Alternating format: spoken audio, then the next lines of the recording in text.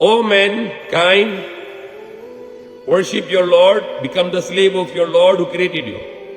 So you will become pious. Now that is the first commandment.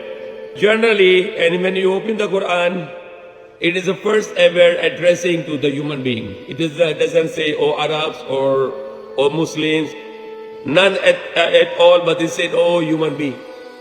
Ya Yunas. U'budu rabbakum alladhi khalaqakum. Become the slave of your Lord who created you.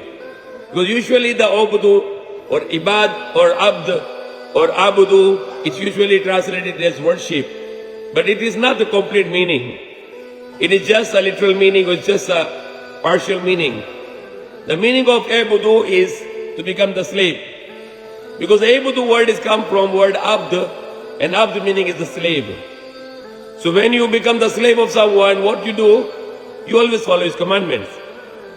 You cannot say no, you cannot say I don't like to do it now, I can do it next day or next time. Or I can do some commandments I can follow, the some I cannot follow. You hire someone for the time being, okay, you work with my company 8 to 5. Or you hired here for 1 hour of my work, you will do this 1 hour, you work for me. Or usually you can have a contract. Okay, you fix my electricity, you fix my faucet, or you fix my garage. So there is a time for a contract. The meaning of abd in English is slave, servant, full-time servant, which is 24 hours, 24/7. All your life, you're already a slave of someone. Now we choose to be slave of the God who created us, or we choose to be slave of people. We can become the slave of country, we can become slave of a system, we can slave of people, we can slave of money, we can slave of our own self.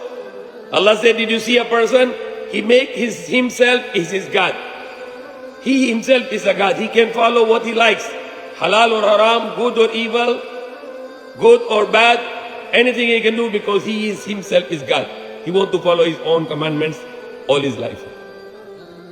But a true slave of Allah, he is always willing to follow the commandments of Allah. What are the commandments of Allah? La ilaha illallah. There is no God except Allah. There is no one worthy to be worshipped except Allah. There is no one that we follow the commandments except Allah.